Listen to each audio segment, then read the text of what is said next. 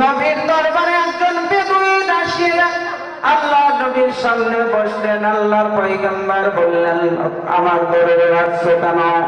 আল্লাহর বান্দা যুবক ডেকে বললেন, ইয়া রাসূলুল্লাহ, ইয়া হাবিবাল্লাহ, আপনার দরবারে আসছি মুসলমান হওয়ার জন্য। তাহলে মুসলমান হও। আল্লাহর বান্দা কয়, মুসলমান হইব, কোনো আপত্তি নাই, একটা শর্ত দিলাম। এক শর্ত, আমি মুসলমান হওয়ার পরে পৃথিবীর কোন মানুষকে আমি খাওয়াইতে পারবো না। এমন কিরকম মানুষ আছে না নাই? মেহমান দেখলে বড় ভয় পায়। যদি বাড়িতে মেহমান আসে, মুখটা চুন হয়ে যায়, মুখটা জড়সড় হয়ে যায়, মুখটা মলিন হয়ে যায়। এমন ভাবে মুসলমান সমাজের মধ্যে অবস্থান আছে না নাই? আল্লাহর নবী বললেন, আল্লাহর সবচেয়ে পছন্দ হলো মেহমানদারি করা। নবী মুসলিম ডেকে ডেকে বললেন, ইয়া রাসূলুল্লাহ, ইয়া হাবিবাল্লাহ, নবীজি, মেহমানদারি আমি করাইতে পারবো না, আপনি যদি শর্ত মেনে নেন মুসলমান হইব। আল্লাহর পয়গম্বর বললেন, আপাতত মুসলমান হয়ে নাও। নবীর হাতে কালেমা পড়ে মুসলমান হয়ে গেলেন। যেরকম সুবহানাল্লাহ। একদিন নবীর দরবারে মেহমান আসলেন। আমাদের দেশের তাবলীগ জামাত ভাইরা মসজিদের মধ্যে আসে। সকালবেলা আমি সব ফজরের নামাজের পর ডেকে ডেকে বললেন, প্রিয় মহল্লাবাসী, আপনাদের মহল্লায় অনেক মানুষ ফজরের নামাজ পড়ে নাই, ঘুমিয়ে আছে, কাজে কর্মে চলে গেছে। আমাদের সাথী ভাইদের একজন একজন করে মহল্লার ভিতরে নিয়ে যান, আমরা তাদেরকে বোঝা মসজিদমুখী করবো। এমন তাবলীগ জামাতের ভাইরা করে কি করে না? নবীর দরবারে যদি কোনো মেহমান আসতো, নবী বলতেন, আবু বকর, তুমি দুইজন নাও, ওমর তুমি দুইজন নাও, বাবা আলী তুমিও দুইজন নাও, বাবা ওসমান তুমিও দুইজন নাও। এভাবে একদিনের ঘটনা। আল্লাহর নবীর দরবারে মেহমান আসে। আল্লাহর পয়গম্বর মেহমান সব সাহাবীদেরকে দিলেন। দুইজন ওমর, দুইজন আবু বকর, দুইজন ওসমান আলীকে দিলেন। একমাত্র একজন মেহমান নবী আর ওই নবমুসলিম যে মুসলমান হইলেন, এই তিনজন বেঁচে গেল। আল্লাহ পয়গম্বর তাকে তো বলে না, কারণ সে শর্ত দিয়া মুসলমান হয়েছে যে আমি মেহমানদারি করাইতে পারবো না। এই জন্য নবী আমার বলে না, সাহাবী, এই মেহমান তুমি নিয়ে যাও। আর ওই সাহাবীও বলে না, ইয়া রাসূলুল্লাহ, ইয়া হাবিবাল্লাহ, নবী গো, এই মেহমান নেওয়ার পর কেউ নাই, একে আমার কাছে দিয়ে দেন। কিন্তু আগুনের কাছে থাকলে কিন্তু আগুনের তাপ লাগে, আপনি আলোর কাছে থাকলে কিন্তু আলো লাগবে। নবুয়তের দরবারে যখন গেছে, অন্ধকার অন্ধকার অন্তরের ভিতরে আল্লাহ নবীর হেদায়েতের আলো তার কলবের মধ্যে জ্বলতে শুরু করছে। যেরকম সুবহানাল্লাহ। ইয়া মুকাল্লিবাল কুলুব,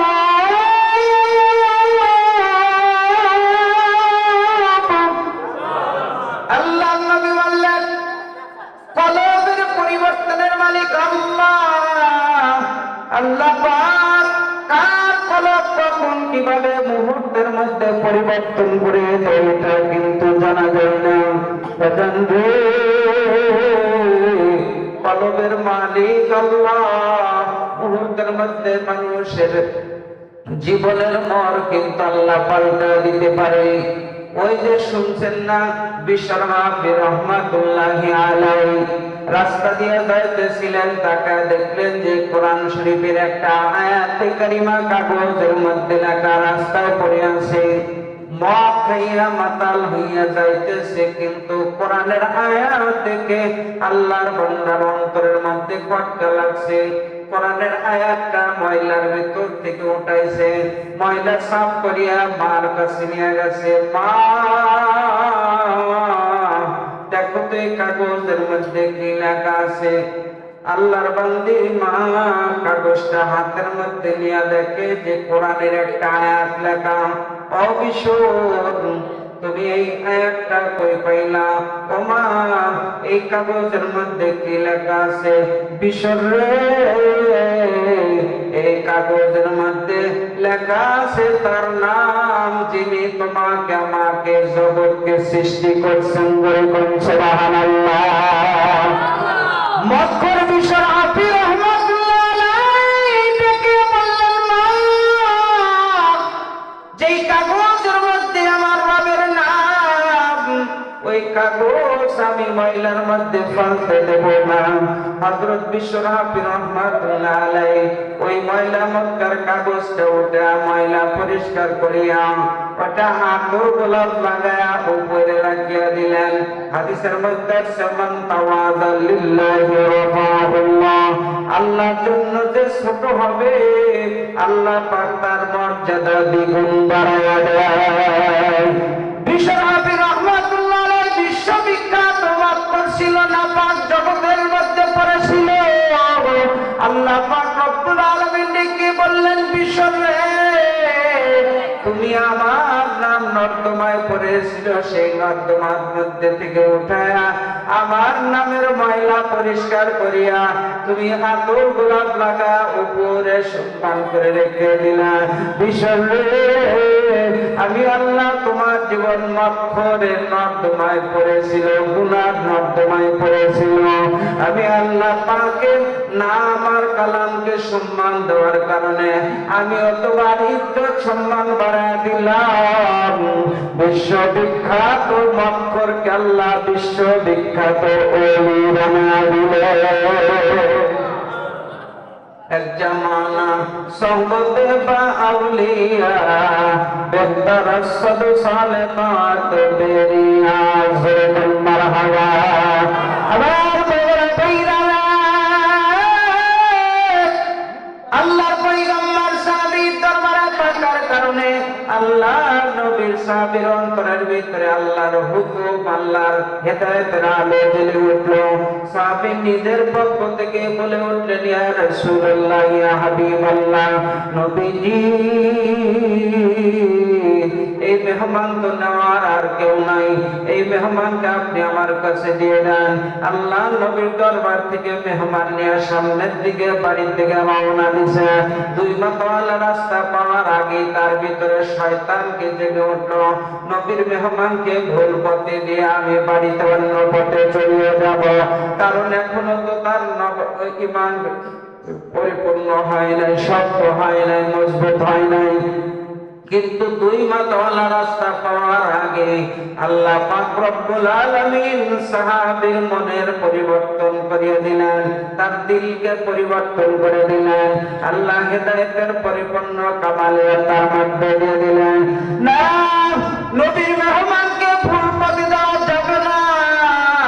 আল্লাহর বান্দা নবীর মেহমানকে বাড়িতে নিয়ে কৃপণ লোকটা, বখিল লোকটা, কাচ্চা লোকটা নবীর মেহমানকে নিয়ে বিবিকে ডাক দেয়া বললেন, বিবি রে, নবীর মেহমানের সঙ্গে একটু উত্তম আচরণ করিও, যতটুকু সম্ভব মেহমানদারি করাও।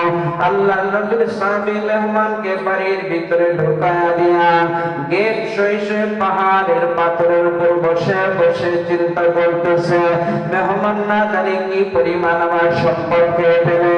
এই টেনশনে পাহাড়ের পাথরের উপর বসে বসে কালপাত করছে। আল্লাহর বান্দা মাথা উঁচা করে তাকায় দেখে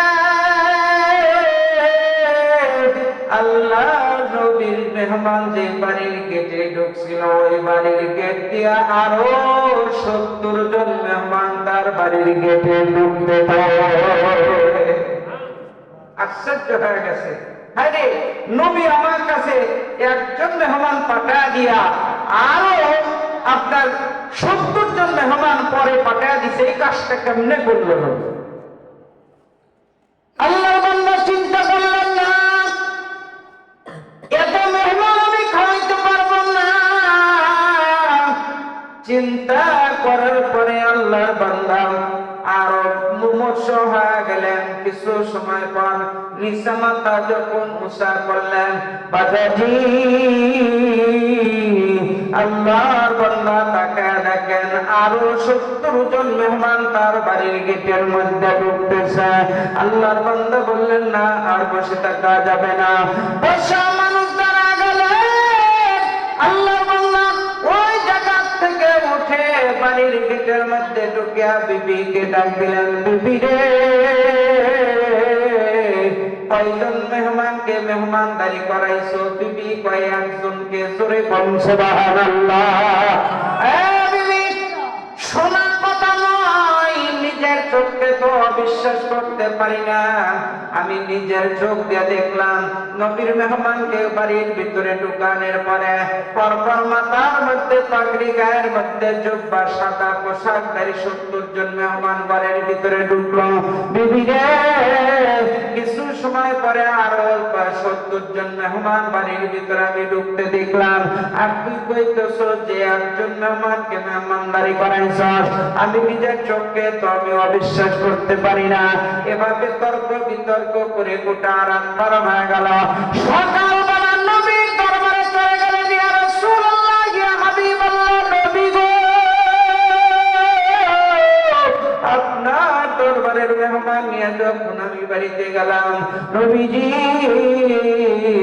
আমি বাড়ির গেট সই পাহাড়ের উপর বসেছিলাম, ইয়া রাসূলুল্লাহ, ইয়া হাবিবাল্লাহ, আমি তাকায় দেখলাম আরো 70 জন মেহমান ঢুকলো।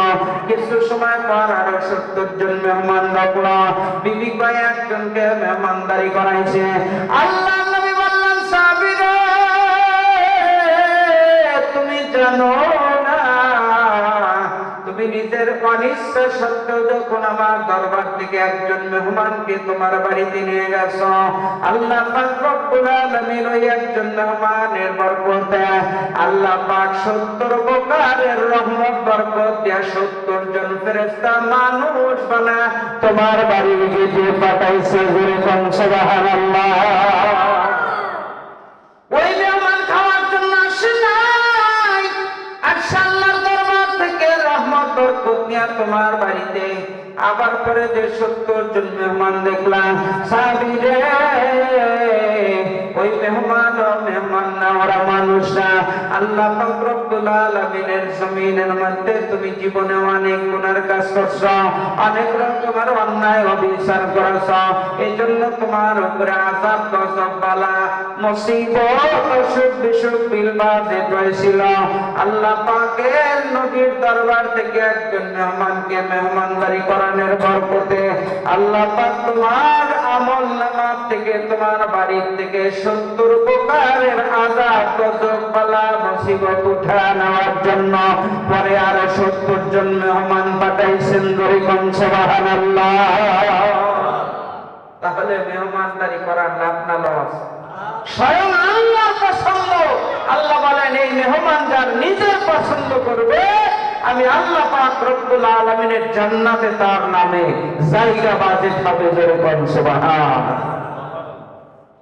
হযরত ইব্রাহিম আলাইহিস সালাতু ওয়াস সালাম জীবনে কোনদিন মেহমান ছাড়া খানা খায় নাই। যদি মেহমান না পাইছে, রাস্তায় গিয়া দাঁড়ায় থাকছে, মেহমান না পাইলে ওই দিন রোজা রাখছে। একদিনের ঘটনা, উনি মেহমান পাইলেন না, রোজা রাখলেন। এভাবে দ্বিতীয় দিন মেহমান পাইলেন না, রোজা রাখলেন। বাবাজি, এভাবে রোজা রাখতে রাখতে 7 দিন হয়ে গেল। 7 দিন না খাওয়া ইব্রাহিমের পেটের চামড়া পেটের সঙ্গে লেগে গেল, চোখের নিচ দিয়ে কালো কালো দাগ পড়ে গেল, শক্তি কমে গেলেন, আর নিজেকে নিয়ন্ত্রণ হারা হয়ে গেলেন, তারা থাকতে পারলেন না। আল্লাহ পাক আসমানের সব দরজা খুলে দিলেন, রহমতের ফেরেশতারা ডাকিয়া বললেন, রব্বুল আলামিন, তোমার কলিল আজকে না খায়া মৃত্যুর কোলে ঢলে পড়তেছে। আয় আল্লাহ, তোমার ইব্রাহিম যদি মেহমান না পায় তাহলে আর রোজা রাখা বিরত দিবে না। আয় আল্লাহ, তোমার ইব্রাহিমকে তুমি বাঁচাও। আল্লাহ পাক রব্বুল আলামিন 12 জন ফেরেশতাকে মানুষ বানায়া হযরত ইব্রাহিম পয়গম্বরের দরবারে পাঠিয়ে দিলেন। হযরত ইব্রাহিম পয়গম্বর 12 জন মেহমান পাইয়া বড় খুশি হয়ে গেলেন। অল্প কিছু আটা ছিলেন, সেটা দিয়ে খামির বানাইলেন, রুটি পাকানোর কাজে ব্যস্ত গেলেন বিবি সারা। তার একটা গোবৎস বাছুর ছিলেন, একটা দুম্বা ছিলেন, তা জবাই করে দিলেন, গোশত রুটি পাকাইলেন। বিকালবেলা হযরত ইব্রাহিম পয়গম্বর 12 জন মেহমানকে নিয়ে সারে সারে বসে গেছে, খাবার পরিবেশন করা হলো। সবার সামনে খাবার দেওয়া হয়েছে। হযরত ইব্রাহিম পয়গম্বর 7 দিন 7 রাত না খাওয়া মানুষ, যখন খানা পাইছেন একদম মধ্যে খাওয়া শুরু করে দিয়েছেন। হযরত ইব্রাহিমের বিবি হযরতে সারা দরজার কোণা দিয়া শীষ মারছেন, স্বামী আমার, আপনি একা একাই খাবার খাইতেছেন, মেহমানরা তো কেউ খায় না। ও মাথা উঁচা করে দেখে, কোনো মেহমান খানা খাই না। মেহমান, আপনারা কেন খানা খান না আমি জানতে চাই। কয়, আমরা খানার মূল্য না দিয়া খাবার খাই না। তাহলে আমার খাবারের মূল্য দেন। আপনার খাবারের মূল্য কি চান? আমার খাবারের মূল্য যদি দিতে চান তাহলে খাবার শুরু করবেন বিসমিল্লাহ দিয়া, আর খাবার যখন শেষ হয়ে যাবে পড়বেন আলহামদুলিল্লাহ। আল্লাহ পাক বললেন, ইব্রাহিম, এমন খাবারের মূল্য পৃথিবীর কেউ কোনোদিন নির্ধারণ করে নাই। ইব্রাহিম রে, আপনার খাবারের মূল্য নির্ধারণ স্বয়ং আল্লাহর পছন্দ হয়ে গেছে। আজকের থেকে আপনি খালি ইব্রাহিম না, অন্তরঙ্গ আপনাকে আল্লাহ বন্ধু বানায় আপনার নামে ডিগ্রি দিলেন খলিলুল্লাহ। আগে লুপ্তে ফেসে রাগি জাহারে কার বাবুলিল্লাশনারে রাগুল জারে কার। আজ যদি কেউ রাখিতে পারো ইব্রাহিমের মতো ঈমান, তুমিও করিতে পারো আগুনকে ফুলের বাগান। আজকে সেই ঈমান আছে, আরো জোরে কোন আছে? মানুষ আছে কিন্তু ঈমান নাই, কোরআন আছে কিন্তু ঈমান নাই। আজ সেই কোরআন আছে, হাদিস আছে, সেই মানুষ আর ঈমান নেই, সেই মানুষ আর ঈমান নেই। আওয়াজ করে কোন ঠিক কিনা? আমার বলবার আর কষ্ট হইতেছে নি? একটু আওয়াজ করে বলেন আল্লাহু আকবার। আল্লাহ পাক রব্বুল আলামিন तमाम পৃথিবীর মানুষকে জানায় দিলেন, মানুষের রে, আমি আল্লাহ পাকের কাছে যদি তোমরা সাহায্য চাও, আমার মাধ্যম হলো দুইটা। এক নম্বর সবর, আর একটা হলো সালাত। একটা ধৈর্য আর একটা হলো নামাজ। নামাজ আর ধৈর্য যার কাছে থাকবে আল্লাহর রহমত আর বরকত আল্লাহ তাদেরকে দান করবেন। জোরে কোন সুবহানাল্লাহ। আবার বাবা তাইরা হযরত ইব্রাহিম আলাইহিস সালাতু ওয়াস সালাম আল্লাহ জানা দিলেন, ইব্রাহিম, আমার 4টা পছন্দের 1 নাম্বার হলো কন্যা সন্তান, 2 নাম্বার হলো মেহমানদারি করা। হযরত ইব্রাহিম আল্লাহ জানা দিলেন, ইব্রাহিম, এই মেহমানদারি করা যদি পৃথিবীর মানুষ পছন্দ করে, আল্লাহ তাদেরকে জান্নাতে জায়গা দান করবেন।